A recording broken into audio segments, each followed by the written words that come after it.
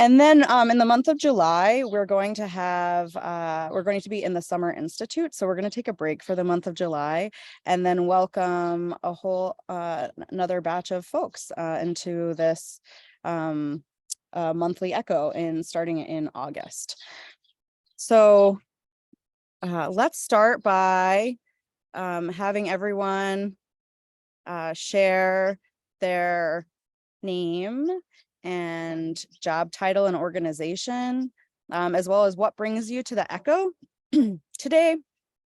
And I'm going to go through the list here, and I'm going to say in advance, because I'm meeting everyone for the first time, if I get your name wrong, please correct me and help me learn your name. How does that sound? Good, little nods. Okay. Allison. Hello, everyone. My name is Allison Martin, and I'm the Programs and Partnerships Director for Environmental Education of New Mexico.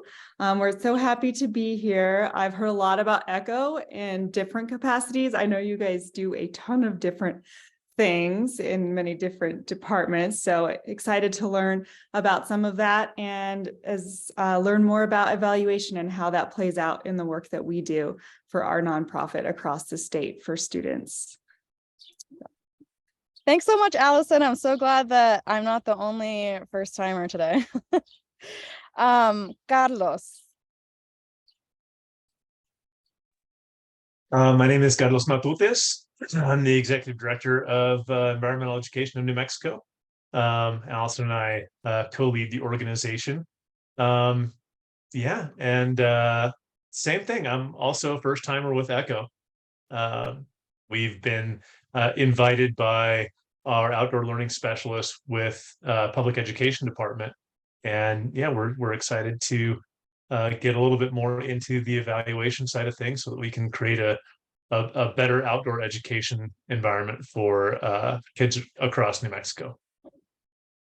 That's great. I'm really excited to have you guys here today, and hope that that you can enjoy being folded into this really awesome community. Dorothy. Hi, I'm Dorothy Larson. I'm the Director of Grants Administration with New Mexico Legal Aid.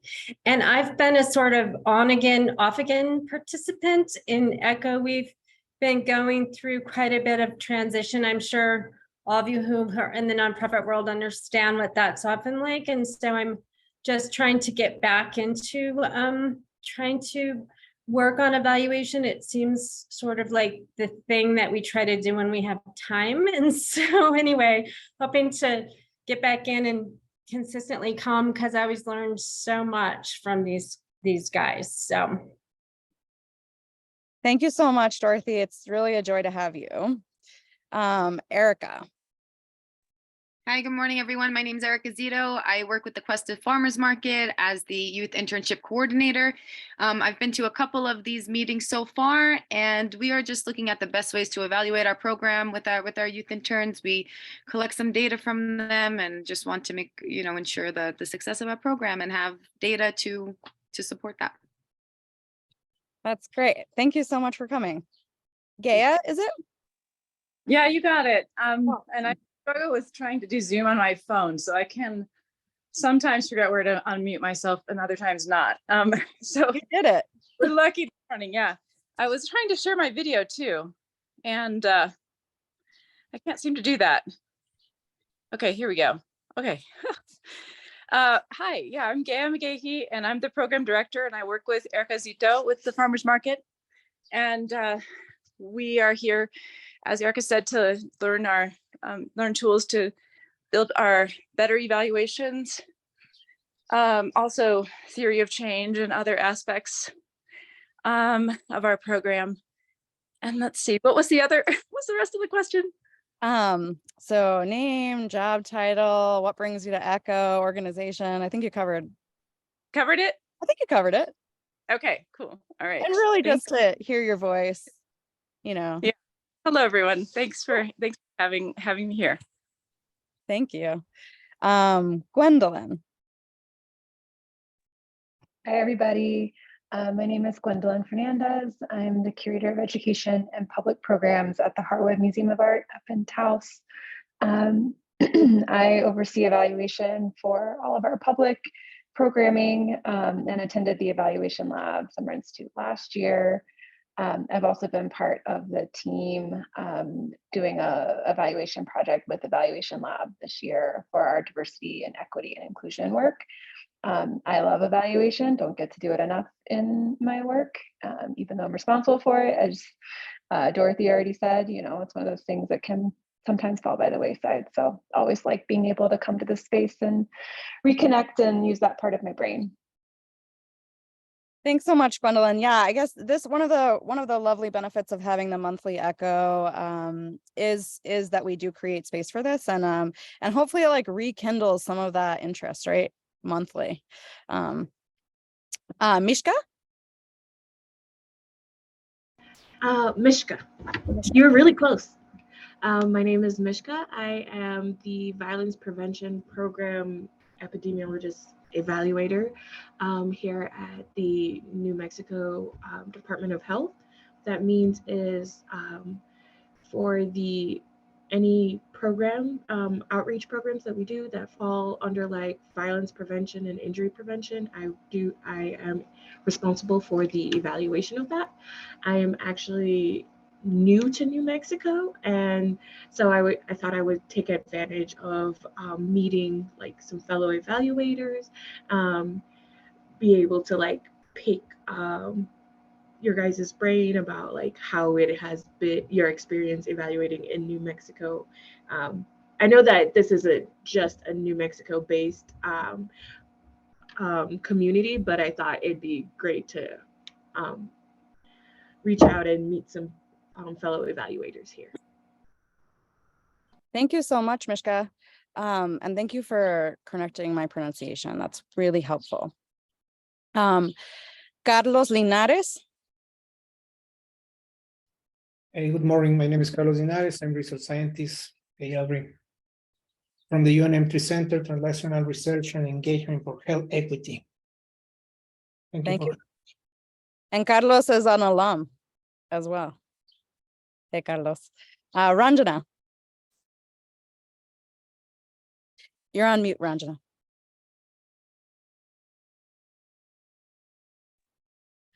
I'm Ranjana Damle. I have been with Evaluation Lab since its foundation. Off and on, I did take a few years off in between. I also have my own consultancy since I retired from UNM. I'm an evaluator. Thanks, Ranjana. Reina.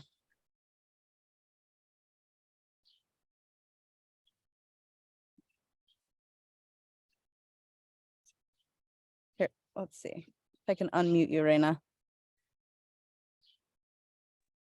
Hi, I'm Reina Martinez. Sorry, it took me a second to kind of get going.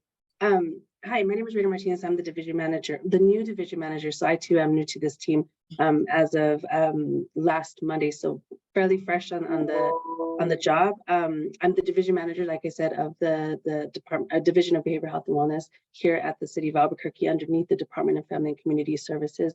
I was with the department a few years back, and I had the opportunity to be part of the EVA lab. And I know some of our current co-workers are attending this upcoming session. And so as the new division manager, I am just kind of getting acclimated to all the things that are happening. And I know that this is the part of the reason that we are part of this ECHO is because not only do we send our staff there, but as a funder, we are looking at evaluating programs that are operating, and in addition to that, evaluating how we're operating and supporting those agencies. So that is the reason that I'm here today. And the reason I have my computer closed is because I'm not fully set up. So my camera's here, but my computer's over here. And so it kind of messes things up. No problem. I just appreciate that you made it. This is great. Okay, now my whole list shifted, but I believe Diale. Good morning, everyone. Yeah, I am. My name is Diale Fomokong. I'm senior planner with the Albuquerque International Support.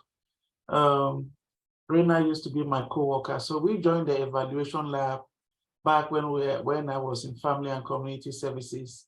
I do pop in every once in a while, but I don't do any evaluation work here because my project is, their special project has nothing to do with, but there's some component of evaluation, enterprise asset management system.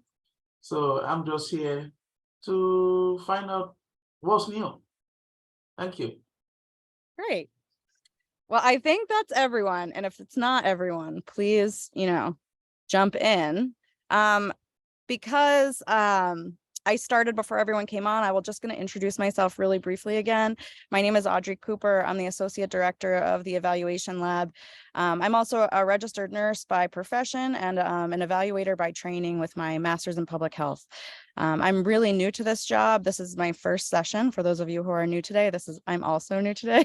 And so it will be slightly clunky, but you will hear a lot from me today for a couple of reasons. So the next part of our agenda is a share out section, and you are hearing from me today in both of our presentation aspects for a couple of reasons. One, we didn't have any organizations who were quite prepared to share out. Normally this space is reserved for all of you to share about your evaluation progress, and I'm going to make some time for that, but I figured I would share about one of our evaluations, as we not only teach evaluation, we practice evaluation through the lab. And so after I do a brief story, really is what it is, I will invite any of you to take 15 minutes to share any evaluation questions you might have or progress you're making. And then I'll do the didactic, which is the teaching session. And it turns out, so the didactic is on community-based participatory evaluation. Our colleagues in the College of Population Health are really the experts on this. They would say actually that that's not what expertise is, but anyway, they're all in a retreat today, every single one of them. So I am going to present the didactic as well. So you'll see a lot of me.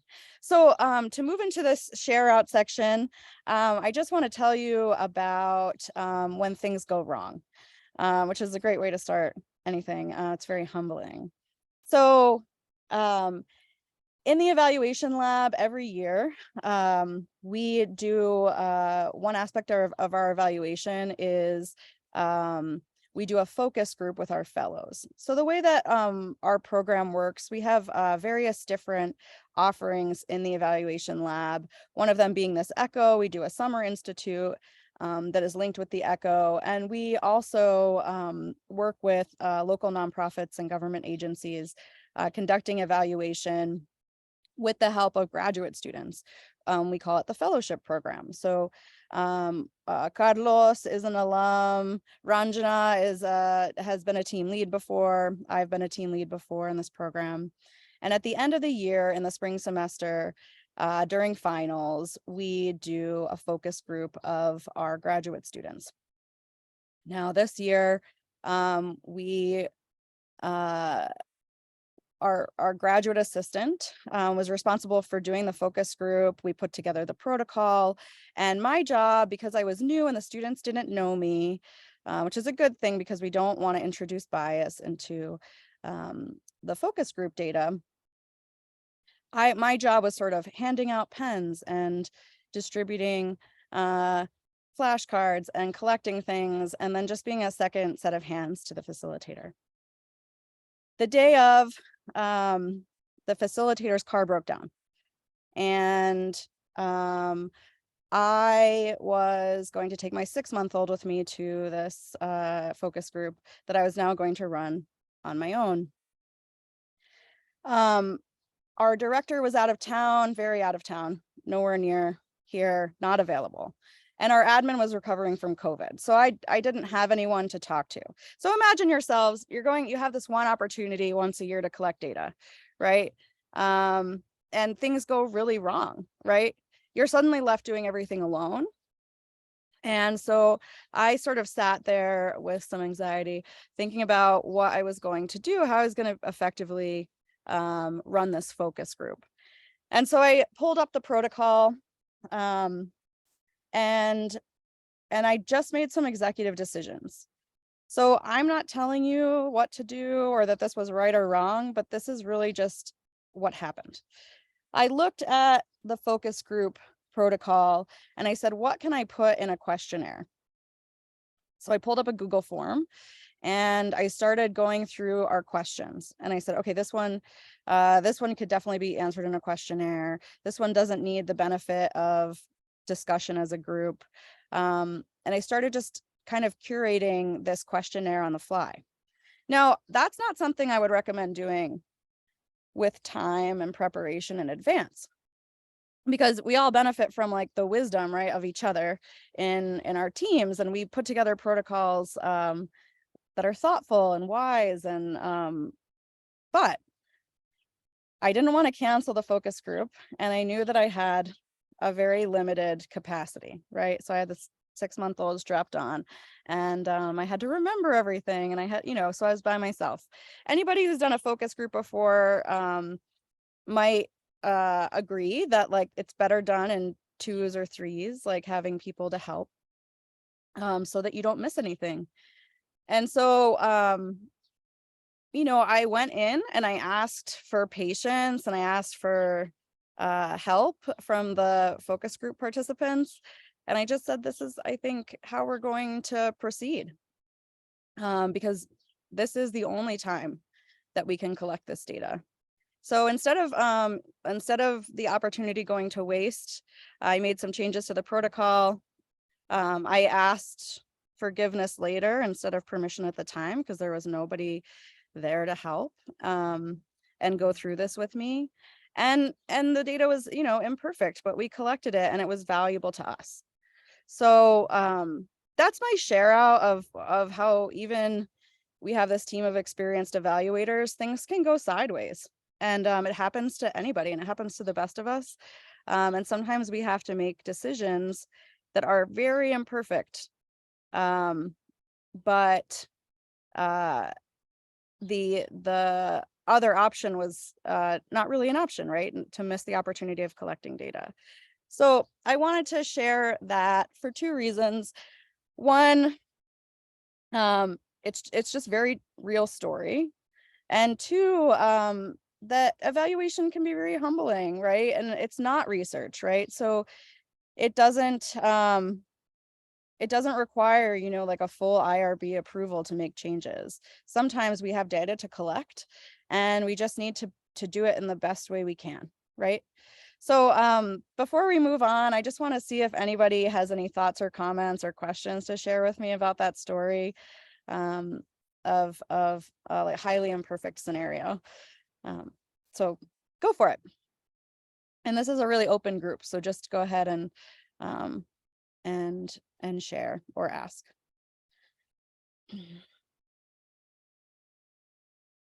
Sorry, it might have just been me, but you cut out right at the end, so I guess I kind of missed the question. Oh no. Okay, great. Well, my question was, do you have any questions or comments about what happened, or any feedback to give me about what I could have done differently? Really anything. This is what we do here. We're open and sort of vulnerable.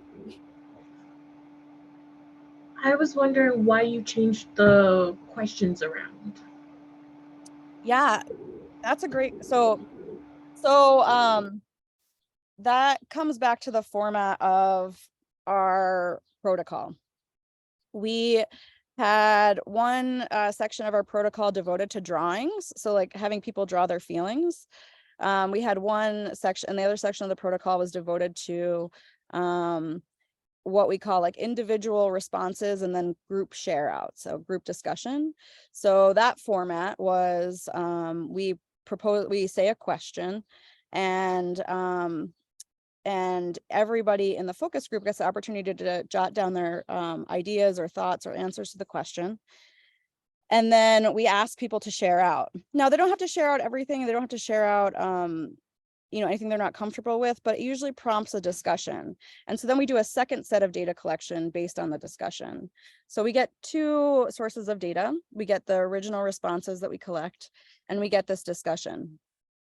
I was concerned that I wouldn't have the capacity to continue to facilitate a discussion the entire time on that sort of flashcard style, jotting down your responses. So I moved them to a questionnaire format so that I could just email them and they could take the time on their own to write down their responses.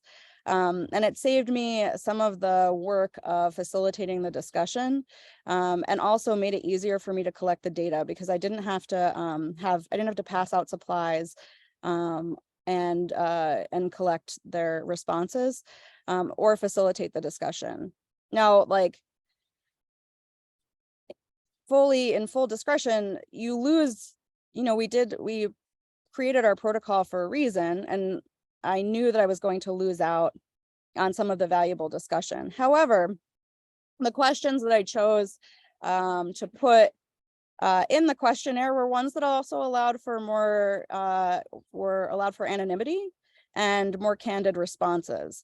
So if I asked, for example, how was the relationship with your team members, the questionnaire actually allowed me to collect data that people weren't afraid to share in front of each other. Does that make sense? So I was very thoughtful about how I placed questions in the questionnaire to the best of my ability. Thank you, Mishka. That was a great question. Any other thoughts or questions? This is really, your time to ask anything.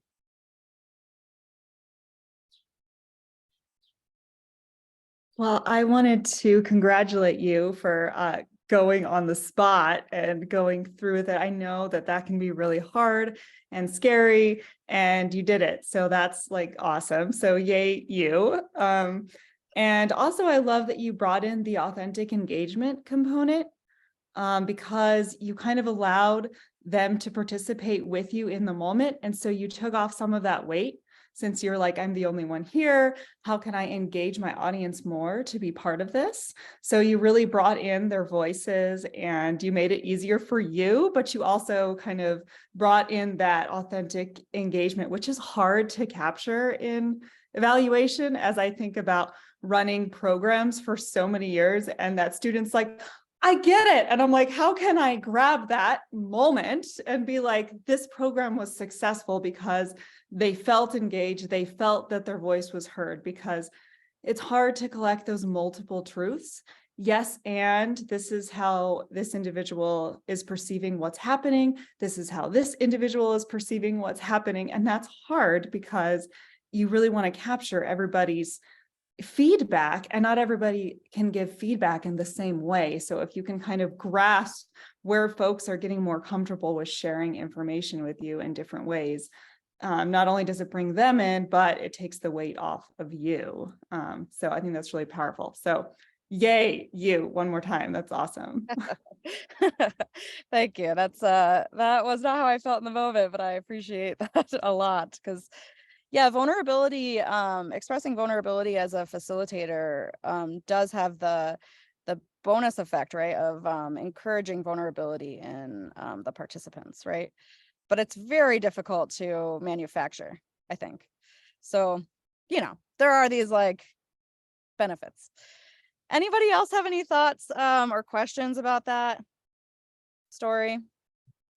I just have one thought. As someone who I have research background, but not too much with living humans. So that's one of the reasons I come to this. So it seems like you really had to draw on a lot of your experience to successfully make that pivot. And I'm just wondering what your recommendation would be for people who aren't experienced in that kind of situation, if there's a different strategy, or maybe that's a question that's not really answerable, but. It's a wonderful question, very answerable to a degree. So you're totally right. That is the other piece that I didn't disclose. I have tons of focus group experience. I helped write some of this protocol for years. And I've done this particular focus group 2 or 3 times. So Dorothy, I appreciate you calling me out on that, you know, or calling me in, however we say that, in that piece, because you're right, I did rely on a lot of my experience to make some game time decisions. Now, what I would say is, you know, if you do encounter this kind of situation, try to step back and say, okay, is this something we can reschedule, right? It depends. If you're doing like, you know, monthly meetings with these folks, or you're going to see them again in the future, then it's very possible, right? If you think that based on the population that you're going to be working with, that, you know, rescheduling is something that they're used to, then that's great. If you're never going to see them again, then you're kind of like, okay, let's work with what we have, right? So you do have to ask yourself some hard questions. And the other thing is to say, how important is this data? Do we need this data? Or would it be, you know, what degree of importance, right? We need this data to move on to our next step. We need this data to understand, you know, if our program is effective. It's going to be a whole year before we get this data again. Or, you know, we've been collecting this data for years. One missed session isn't going to hurt us that much. You know, these are all kind of like the real questions to ask yourself. Another thing is to say, what part of the focus group is most important? So if there was something that you had to get rid of, if you could prioritize the aspects of your focus group, what would they be? And maybe you just get rid of the rest, you know? So there are skills that all of you have, because you use these skills in your day in and day out, whether it's your job or your families, your personal decision making, that you already have in place that you can employ to make these hard decisions, right? Regardless of your comfort level as an evaluator. The other thing I'd say is cautionary tale, right? Like maybe try to have 3 people instead of 2, right? Allow one person's car to break down, but at least you have somebody else who's available, right? Anytime you're new to something, it's good to be over prepared, right? And that's another piece I would suggest. So, you know, does that answer your question, Dorothy? Yeah, it does. Great. Like I said, I have a 6-month-old, so lots of sleep deprivation here. Sometimes I forget the end of the answer. Thanks, guys. Any other questions or comments?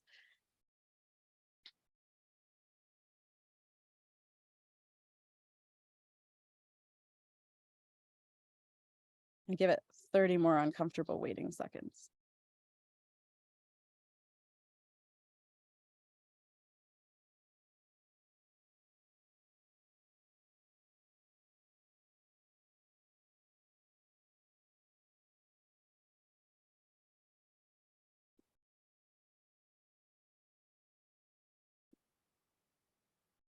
$29, $30. Okay. So before we move into the didactic, I wanted to just leave this space open in case any of you have other like stories to share, or you're going through something that you want the wisdom of the group, and that you could use some help on, that you could use ideas or processing. We have about 15 minutes, and I'm not afraid to move on, but this is a really great opportunity if any of you are stuck on something or want to share a story. Yeah. Okay, cool. Well, so we're just getting started with our second year of our sort of more, we've had youth interns at the Cuesta Farmers Market in previous years, but last year was the first sort of larger year. We hired more teens, and this is our second year, and we have 17 kids, which is a lot for us. So usually there's like 8. So, and they're generally like 14, 15, 16 years old. And I'm just thinking about ways we can use more drawings in our evaluation, and even like maybe get people used to the idea of evaluating themselves or their experience. And I don't know, just because sometimes, so last year at the end of the seasons, when we did our evaluation, we did two different things. We did like a focus group and then a survey. And we have some things, obviously we learned from doing that we're going to change. But I kind of think that maybe like when you evaluate somebody, you sort of like catch them off guard a little bit.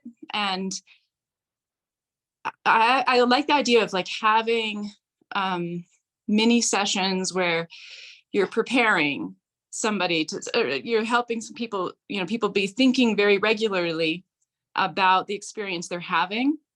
So for our internship, like what are they learning? What are they gaining? How are they growing? And then, so maybe the like drawing their feelings piece could be a good idea, like in a journal or something like that. And then at the end of the season, doing larger, scale evaluation. I don't know, just if you have experiences you want to share, or anybody in the group with some good ideas around teen evaluation. Did you say teen? Teen, yeah, they're 14, 15, 16 years old generally. Okay, There that's are people that are younger. Yeah, and I hopefully you could hear everything else I was putting out there. They do some of them only do a 6-week internship. Some of them will work with us for the full season. The farmers market season in Cuesta is 19 weeks, so we can spend a long time with some of them. great. Okay, so Gaia, let me try my best to reiterate what you're asking the group, and then you can correct me. How's that? Sure. So engaging teens in the evaluation process, specifically around drawings, and ways to collect that information in picture format, as well as if anyone has any experience with it. Is that right? Am I getting Also, it? right, but I think the main thing is just getting people used to. So we really did our evaluations at the end of the season last year, and I sort of thought that now at the start of the season, maybe we should have a little bit more of a regular practice of evaluating, but in smaller ways. And so rather than like one big focus group or one big thing at the end, or sort of like spring it on them like a little bit of a surprise, like get people more used to evaluating themselves and the experience that they're having. So like maybe just have them like have a prompt, say, so they're going to have journals, so have a prompt where they might be drawing their feelings or something like this to begin each. We have these Monday workday sessions with them, so just something that helps them be used to an evaluation process, so that when we do larger evaluations, they're a little bit more sort of like, oh yeah, we're used to talking about these kinds of things. Great, that's super helpful. Okay, so team, what do you got? What are your ideas? What are your experiences? I'm opening up to the group.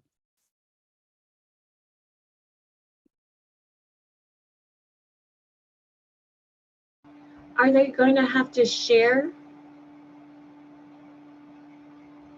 Are they, because I know that at that age you're very self-conscious, and you could literally be like the world's greatest at something, but you're going to be pretty self-conscious. So like maybe try They don't have the smaller doses, I think would definitely help, especially if you're thinking about them possibly sharing in the group with each other.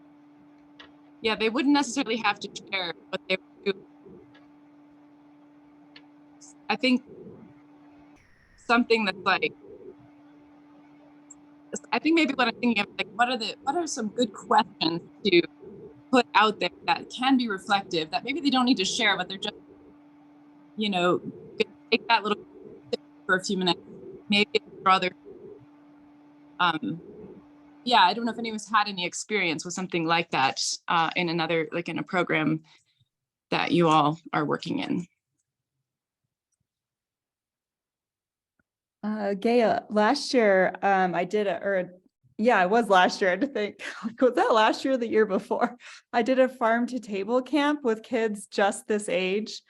And I had journals too. And I asked them like 4 prompt questions, like, what are you feeling right now? What is happening? What are you learning?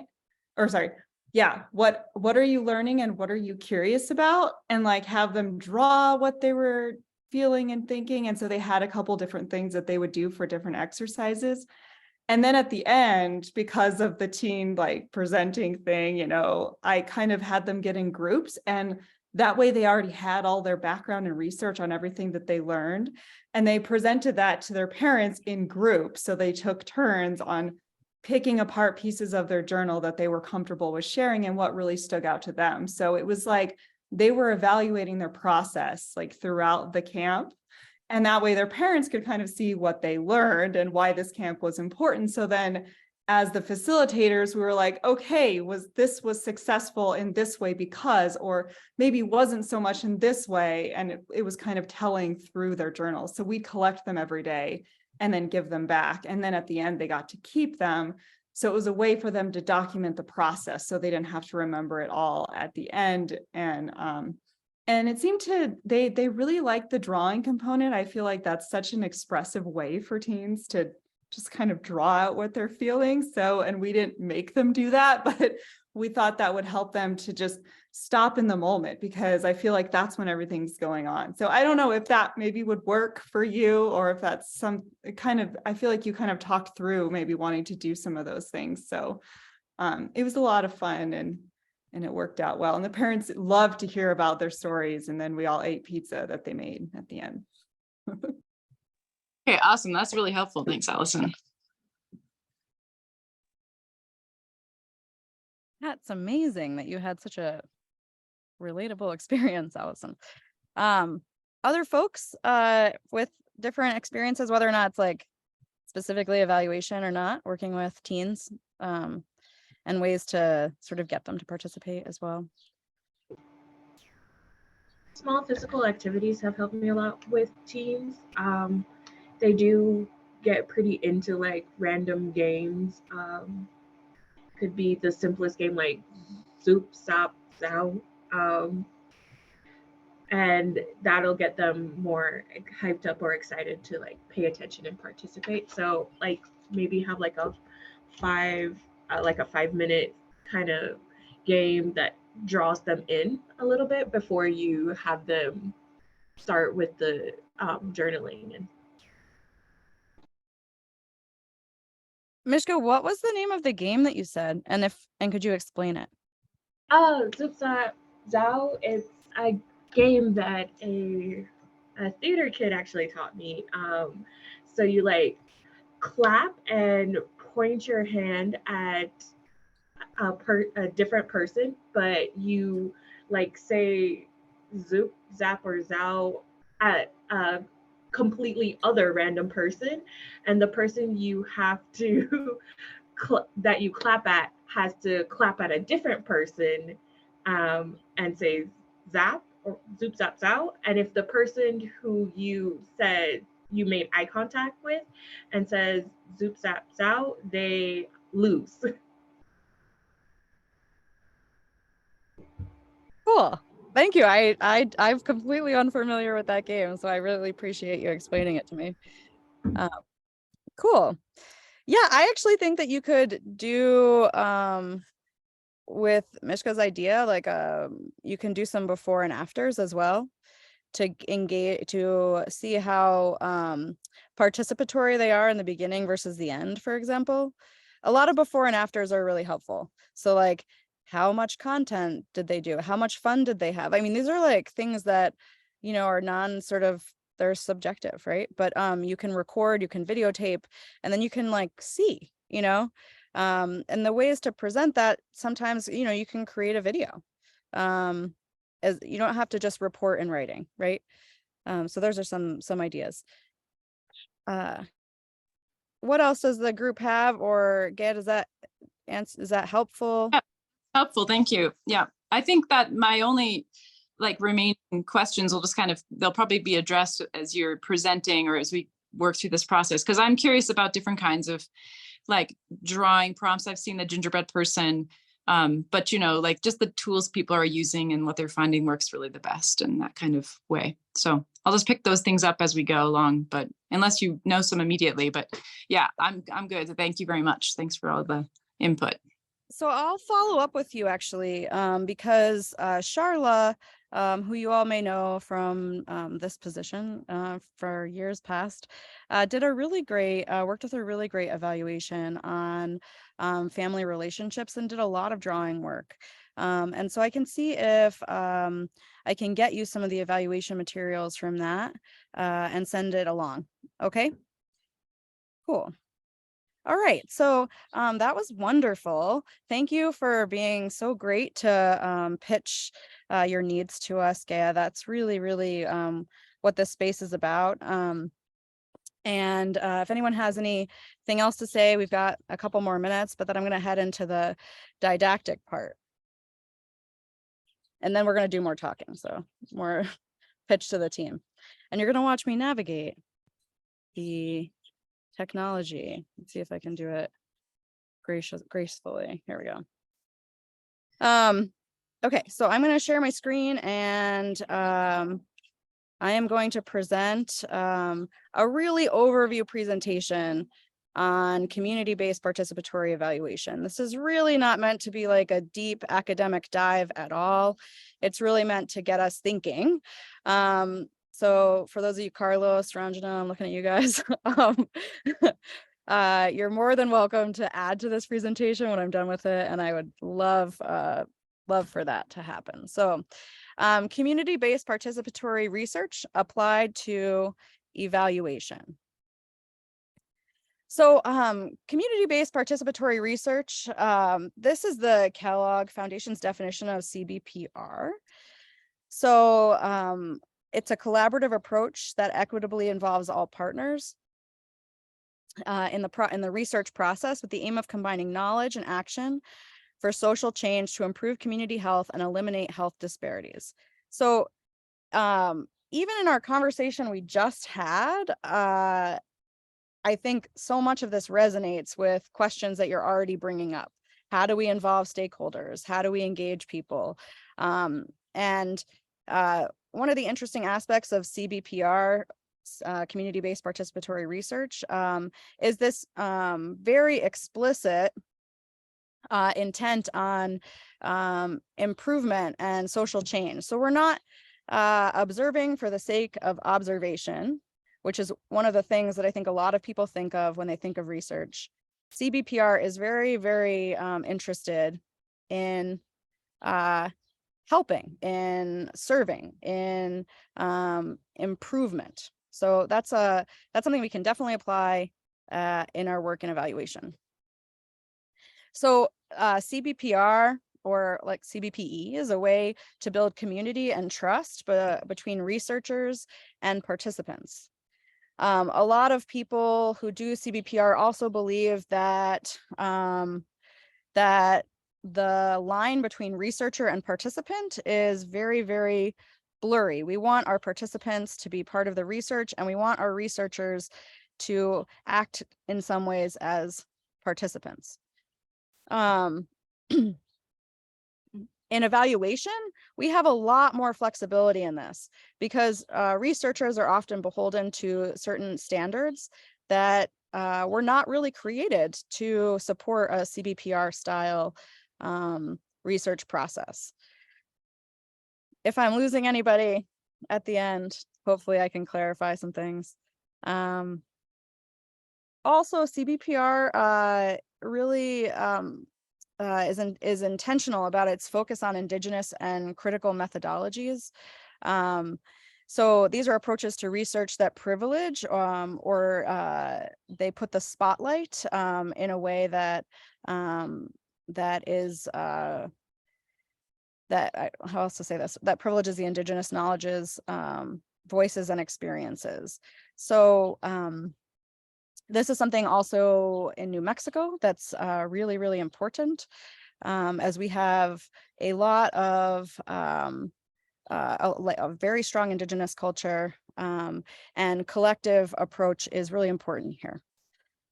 It's a collaborative partnership. So all the participants, the goal, the aim is that people are equitably treated and heard, so that voice of all stakeholders is privileged.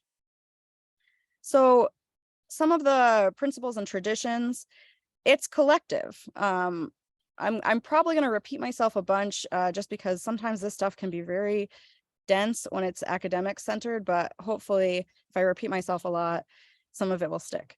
So the stakeholders or partners participate in deciding what questions they want to address. So when you think of stakeholders, it's really helpful to get out like a piece of paper and a pen and then like talk with your team. Who has stake in our work? And it's kind of amazing what comes of that. Everything from the people you serve, your staff, possibly other community members that are related to your work, like politicians. Sometimes it's, if you're working early childhood, it's parents, right? Teachers. There are all these folks that we don't necessarily interact with on our day-to-day basis in our work, but are absolutely stakeholders or partners. It's inclusive. So instead of like the researcher or the evaluator sort of like sitting alone in a room, thinking of all the things they want to know about a population, they're sitting in that room with the stakeholders and they're saying, what do we need together to come up with our research questions or our evaluation questions? What do we want to know that will help further or advance the health and well-being of the community? It's also interactive, so it's relationship-based process that allows for learning by both parties. In research, there's a sort of like, I don't know, classic idea that the researcher is the expert and the community is the beneficiary, and that's really changing over the years. That the researcher can also be the beneficiary, that they can learn quite a bit in the process, that the community learns from the expertise of the researcher learns from the expertise of the community. It's outcome oriented. So the purpose is continuous learning and system improvement, sustainability. So if your outcome that you want as a researcher is to create publications to generate more funding, and that's like your only outcome that you're looking for, you're going to have a very different, I'm like a little bit making fun of research here, and that's a little bit sarcastic, so I should say that because you don't know me. But I'm not, but I have a lot of respect for researchers. But there are some bad old habits that this is really helping to change, I think. If your outcome, however, is that everyone, including the researchers, as well as the community, are learning and growing, improving, creating a sustainable interactive environment, the products of your research are going to look vastly different than sort of this old notion of ivory tower, privileged academic viewpoint. It's also informational. So this is really important in evaluation and research, is sharing results to all your stakeholders and partners. One of the things that often happens is that we spend all this time recruiting and forming questions, doing the work, and then when it comes to like actually wrapping things up, when we have our findings, that sometimes we forget to re-engage folks once we have sort of checked the box of collecting data, to say like, this is what we found and this is how we can use it. And that part is really powerful and really necessary. So this is there are many examples of ways that research has done harm, and community-based participatory research really seeks to prevent some of the sort of harmful human rights violations that have occurred in the past. This one is super famous, this Tuskegee experiment. And if you don't know about it, that's totally fine. If you do know about it, you can see why it's important to this idea. So what happened in the Tuskegee experiment? This took place in the South in the United States starting in 1932. And this was research done by the US government. So what was called the Public Health Service and also what we now know as the CDC. The researchers recruited 400 Black men with syphilis in exchange for medical care and other benefits such as burial services and other things that they wouldn't have had access to. So it felt like a good deal. They were unaware of their diagnosis and largely unaware of the purpose of the research. Among other things, they were treated with placebos and methods known to be ineffective because the purpose of the research was to watch people in a very horrifying way degrade slowly from syphilis. They were allowed to suffer. They didn't have knowledge. They did not have consent. And when antibiotics became available about a decade into the study, decade and a half into the study, they were not offered treatment. So one of the really important aspects of understanding this experiment and why it's become such a really important part of telling the history of research, especially in the United States, is that that we can prevent these kind of horrors from happening by having good research and evaluation practices and principles, by fully consenting people, by including them in the research itself.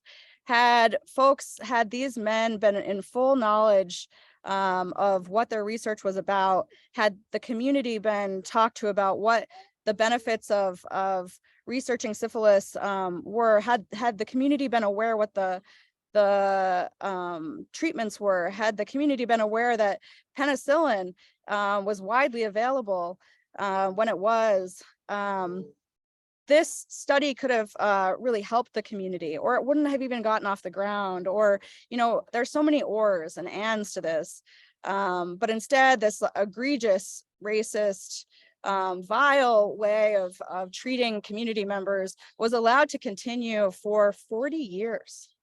And I know this is such an extreme example, but it's really important, to think about what we did to people. There are many, many, many examples of this throughout research history, and you may know some, and I definitely open the floor to you later to talk about them. But CBPR is one way to prevent this from happening. So these are some aspects of power and privilege in your work in evaluation. It's good to identify power held within these stakeholder groups, identify challenges posed by power imbalances, identify ways groups can create equitable relationships, and identify ways groups can share power. So this is really applicable to our work in evaluation.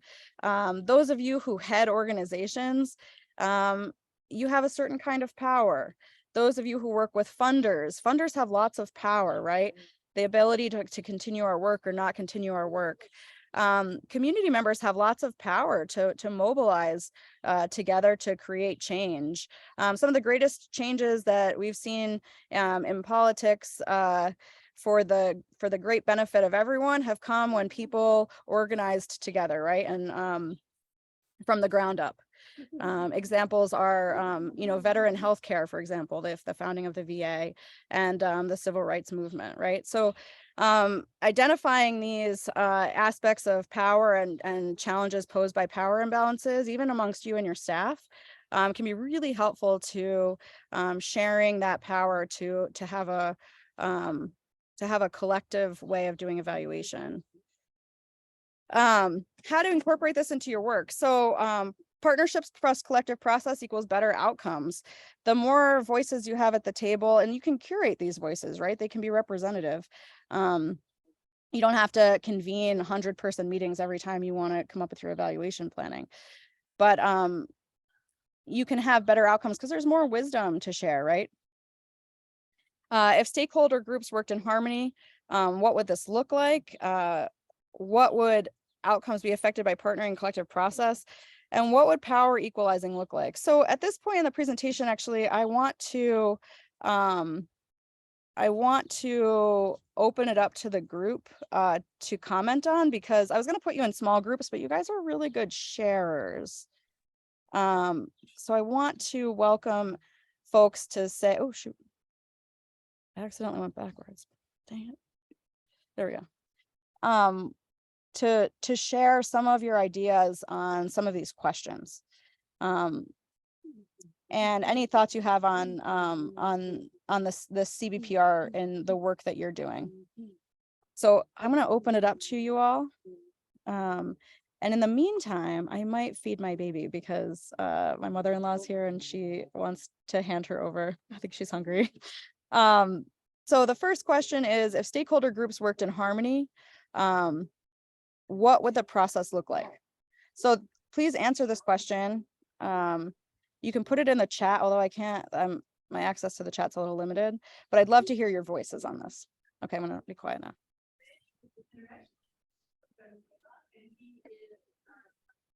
I hear someone. Yeah, Carlos. Thank you, Carlos, for speaking up. Yeah, I was only to mention one thing. People is scared when you mention research because of the negative connotation that you have. And I have a reality check maybe last month. When I went to some border communities that they say, oh, the server, et cetera, start to present data. At the end, my mentor and my boss that she has all the experience with communities told me, no, you have to open the conversation more than to present that this creepy data that you take from the census. And the aims of evaluation is empowerment. And the community evaluation is a concept that started to develop between 1994, 97. And there is a bunch of literature that is based in community-based participatory research. And this is the reason that I put in the chat, we need to change the R by the E, because evaluation must be seen as an empower tool for a community.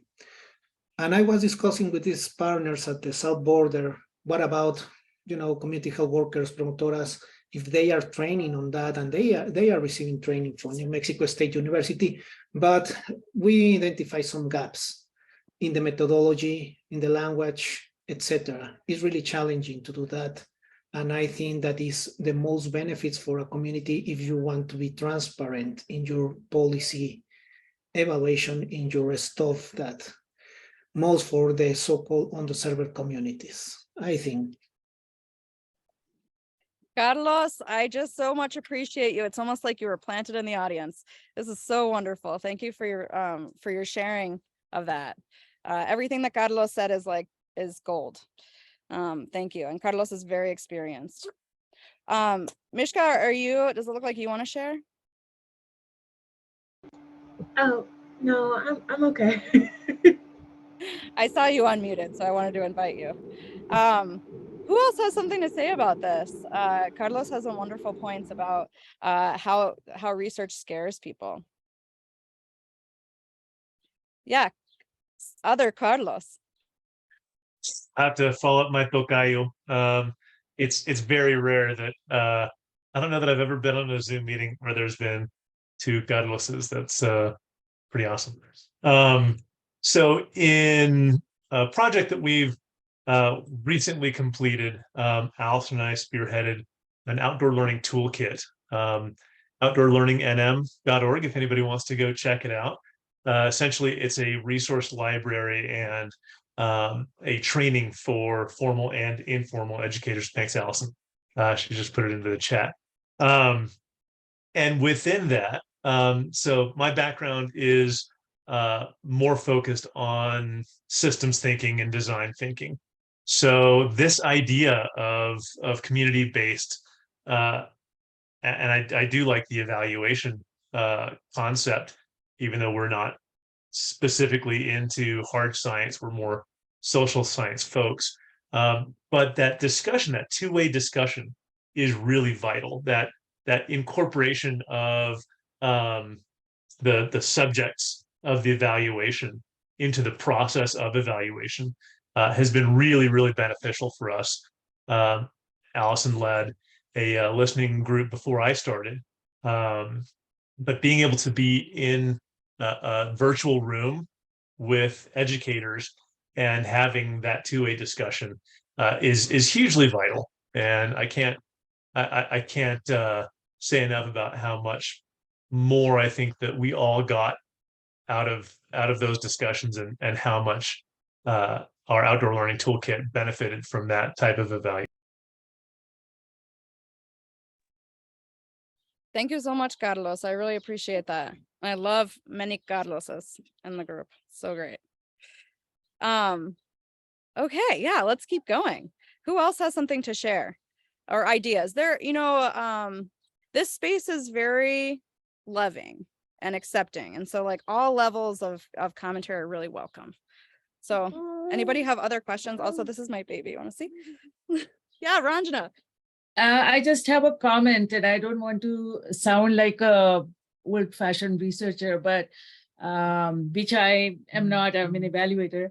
But when I worked with, I was doing an evaluation of an educational model, and I needed data from some schools on some reservations. And it was a daunting task because this was not a participatory research. And I could not, ultimately, I was denied access to data. So, having that community feeling, having the collaborative feeling, transparency and shared goals would have changed the outcome of the evaluation. But the way the evaluation was designed, that was not the case. So there is a big warning about, it's a practical benefit. And the benefits are manifold. I mean, you will have a better outcome as far as finding out how the program is impacting, because you have shared goals and transparency. So there is, I cannot say enough about that.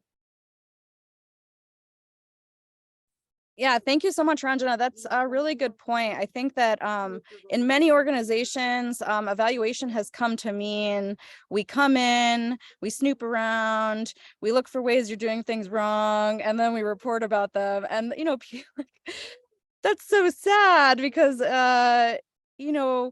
I imagine that that's very true for some people, right? But it really defeats the main purpose, and that inclusivity, coming up with goals and questions together, creates that openness and transparency that's really important to get good data for the purpose of, serving the community. So that's really wonderful, like real world experience that you just shared. Thank you. Other folks what else do we have here? Looks like, okay, Allison said a comment. I think when people see how their voices are included, what is created, they feel more involved and want to contribute more.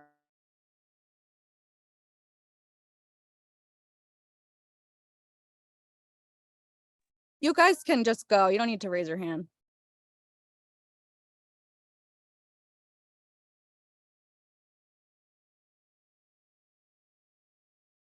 Diale? Yeah, for me, for the kind of work that I do, it's like enterprise asset management to be used by end users. So the end users and me, we make the community. It's something new. And the way I've been going about developing the program is to meet with all the end users, the stakeholders, people that I know will be impacted by this tool or this process. First of all, you start by educating them, informing them of the mission, the goal, what the expected outcomes are going to be. And then you now get them involved to tell you, now that they know what this tool is going to be for them, what is it in their line of work that they want to include in the evaluation. They should give me both qualitative and quantitative measurements, like what time, how long does it take for a technician to go out in the field and respond to a work order process? How long does it take to solve, let me say, working on a jet bridge. So we have all that information. Then we go to the next session of explaining how efficient the results will be based on the outcome that we get. So, but in the community-based program, for instance, when you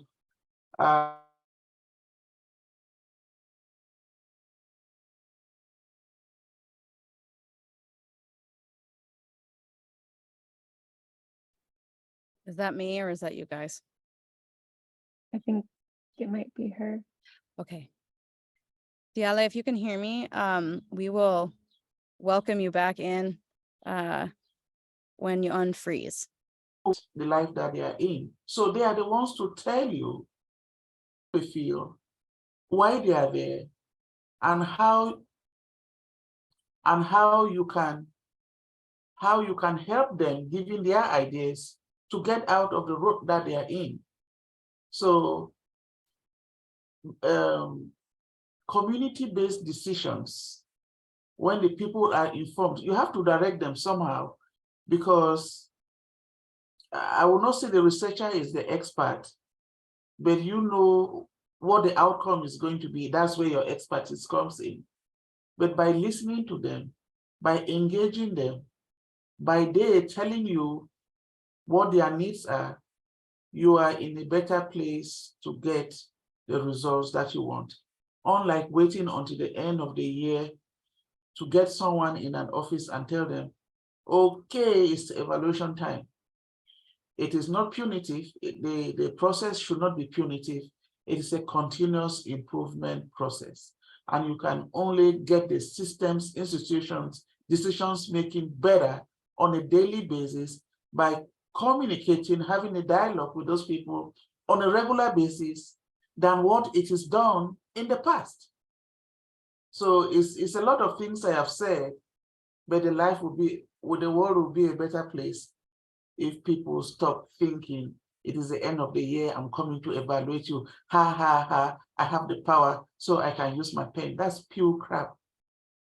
Sorry about my language.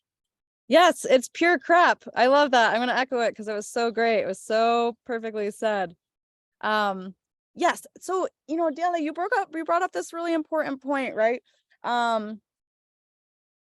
Cbpe, let's call it. Thank you, Carlos and Carlos. Does not devalue the evaluator. Is one big thing. So you are like the evaluator has experience and practice and has training and education. That's really important. So you don't take the evaluator out of things. The evaluator is a teammate, and the evaluator certainly doesn't lord over the evaluee minions, right? Like this isn't like some sort of feudal system. The other thing that you said was, yeah, like that bullying that occurs within certain evaluation practices, right, is really unhealthy. And it really prevents people from engaging. So, as evaluators using our methodologies, using Cbpe, it's sort of our job, right, to be good stewards of evaluation, to be inclusive and be good teachers too, right? That's super helpful. Other folks, because I saw like lots of people reacting really excitedly to Diale's statements. I have more of a question, which I really appreciate everyone's comments on kind of the value of this practice and this process. I guess I'd love to hear a couple of like tangible how to like what are the shifts to make in your evaluative practice to be more community based. So what is obviously sharing, I think Diale did a great job telling like just one step is like talking to the group ahead of time, like trying to bring everybody into the process so that there's clear communication and understanding about what's going on. But what are some other sort of tangible ways we can think about shifting our evaluative mindset in this direction? Gwendolyn, that's just a wonderful, wonderful question. I want to know from all of you, maybe based on experience or based on what you've heard today, what you think. Yeah, one of the things that I would say as far as evaluation, when you come to, let me say, government, people look at it as, okay, you're going to be the new sheriff in town and you're here to see whether I'm doing my job or not. So there is usually that pushback. And I'm not sure what's the alternative way to use when we talk about evaluating systems or programs. I think when you want to shift thinking, words like efficiency, improving efficiency, you don't want to use the word accountability. It's also very strong, and people react to that. You hear things from other people like, that has never happened here before. You will not succeed in doing that. So do not try. So it's a matter of telling people we are trying to be more efficient to get our dollars go further than the way it is being used now. Something that is more collaborative, more encouraging.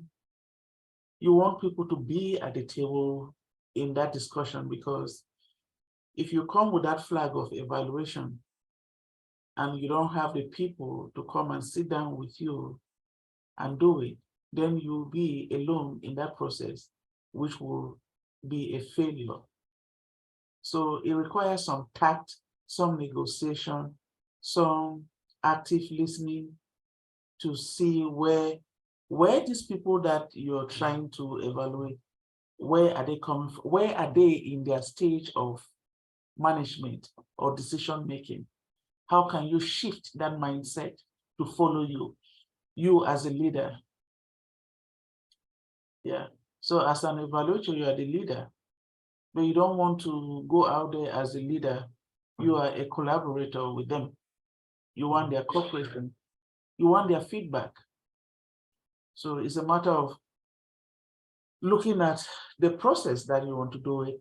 Do you want to do it through questionnaire, through SurveyMonkey, that it will land in their inbox? That one too is also very restricted.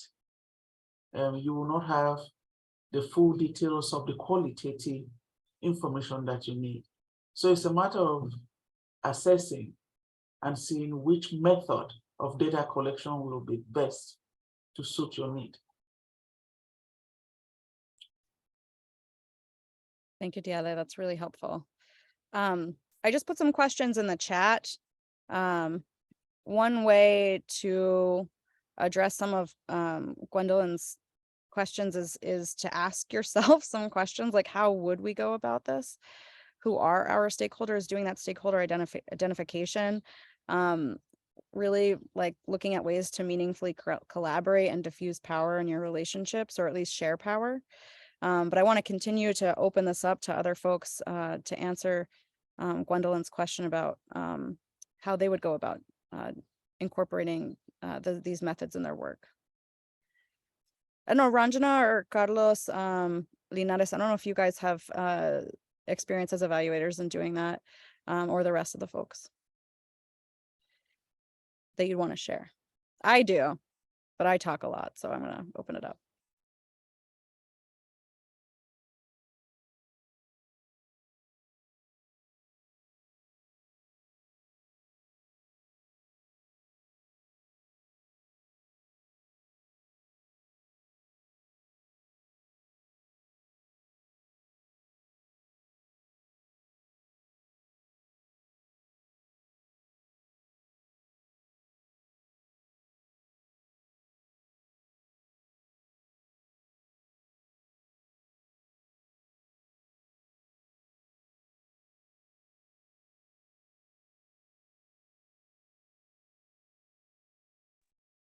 Okay, I see some shaking of the heads. That's okay.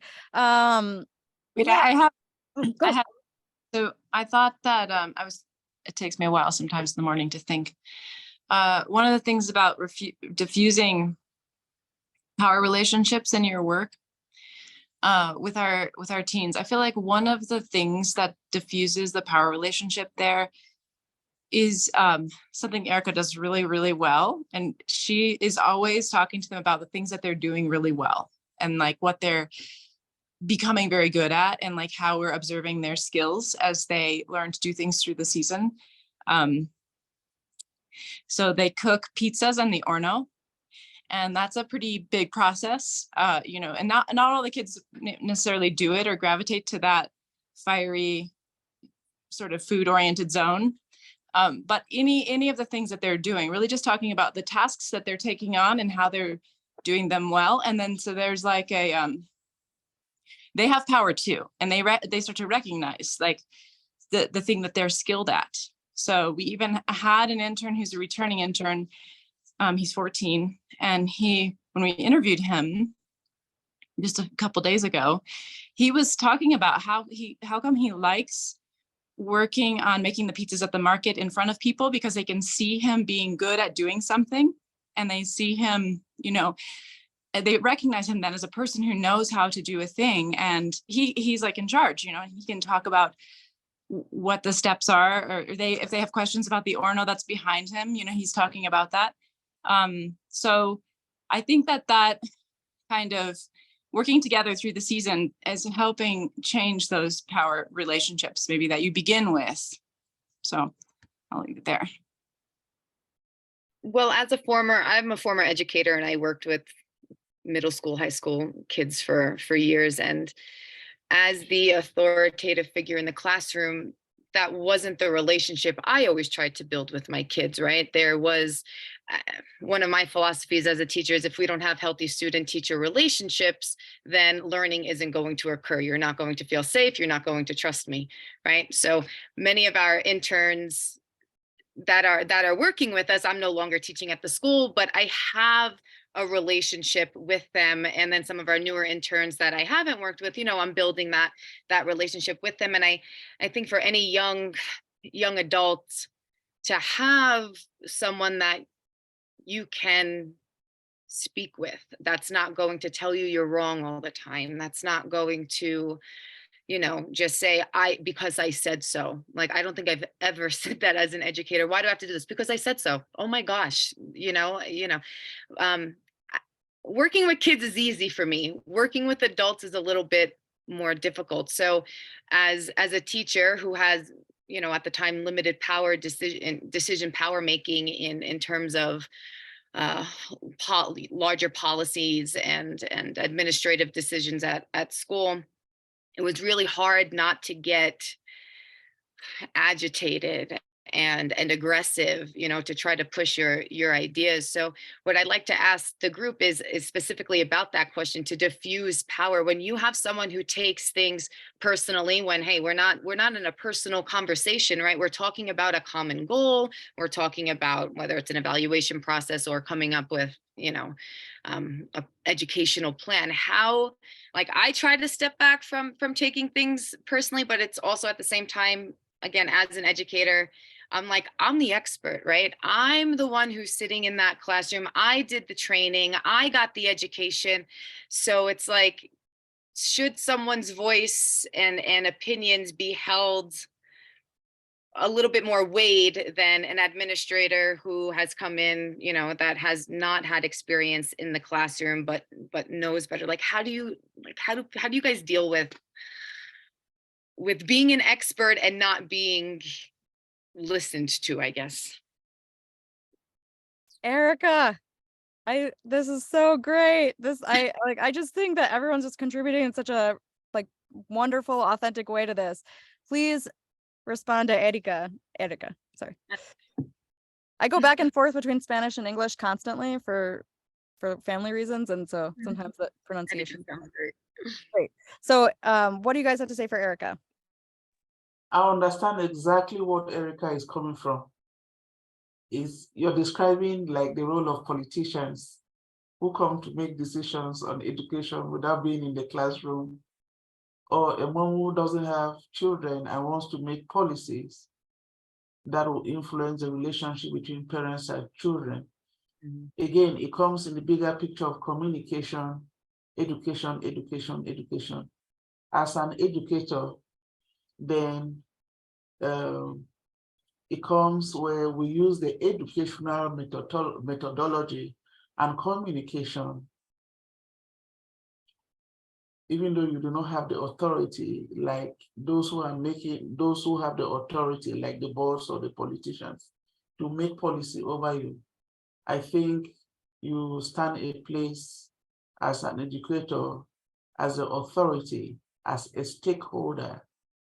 That is where your power is. And to let the power be, know where you stand and that you are the authority, and your stance and your positions and your experience need to be taken into consideration when that policy is being developed. To me, that's how I'm tackling it from what you have said. It may be different, but that's how I resonate, and that's how I'll approach it. Yeah, and I'll say that over the years of educating, I mean, we formed teacher unions, and now, I mean, I'm no longer in the school, but my teacher, I mean, my good friend is the president of the teachers union, and it is very, very different now since we started that union 5 years ago, you know, and it does take, like, our administrator now, our superintendent, you know, we've had several over the years. He will sit down, he'll communicate with the union, and we do make policies, you know, together. The board is a different story. Getting those passed is a different story, but the voice of our school district is definitely being heard more so now than it was. But it still was a struggle, and luckily, like, now in that building, it is a bit different. Transitioning to working with Gaia at the farmers market. I mean, she's a power force in the community, and works with many different organizations to try to get us grant money and to just support as many kids as we can. And we do work with some people in the community, and it's like, when we have these meetings, sometimes I just, like, my eyes just, my face speaks a little bit too much, and I'm like, is this really happening right now? Is this woman really saying this right now? Not Gaia, someone else, you know, and there's definitely a power and control issue with one person within the group. And it's hard not to just say always what you think. Sometimes you have to bite your tongue a little bit in order to make things still flow and move. I'm going to hop in here as an evaluator and just say that that you're touching on a couple of really key points. One is buy-in, right? Stakeholders, we all need buy-in. Some people who are accustomed to having power, they automatically feel entitled, right?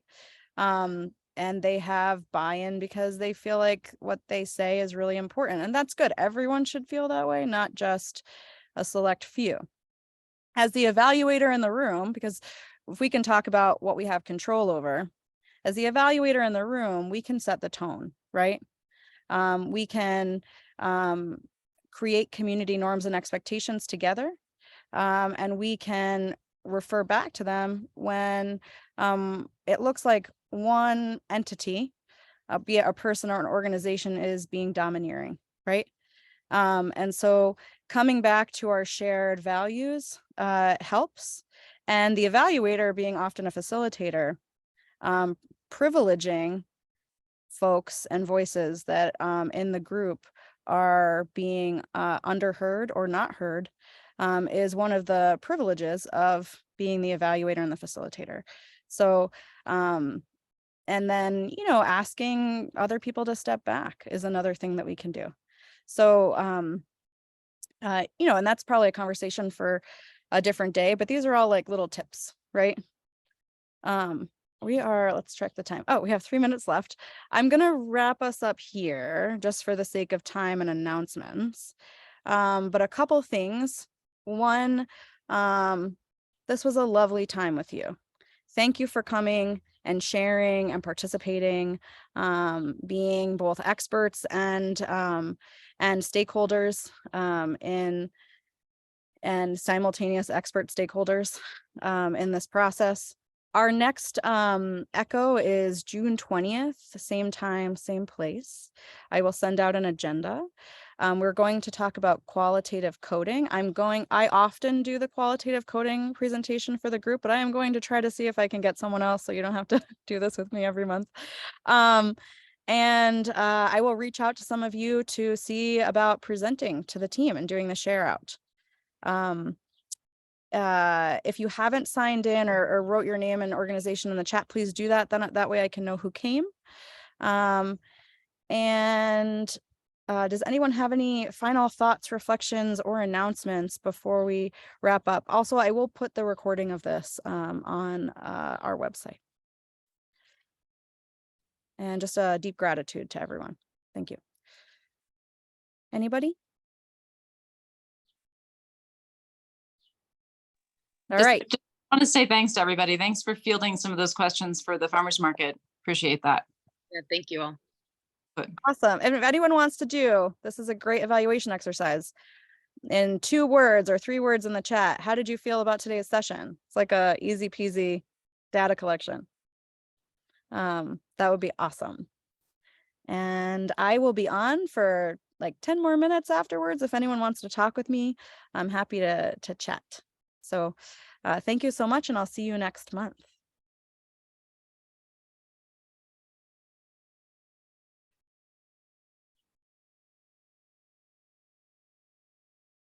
Thank you. Thank you.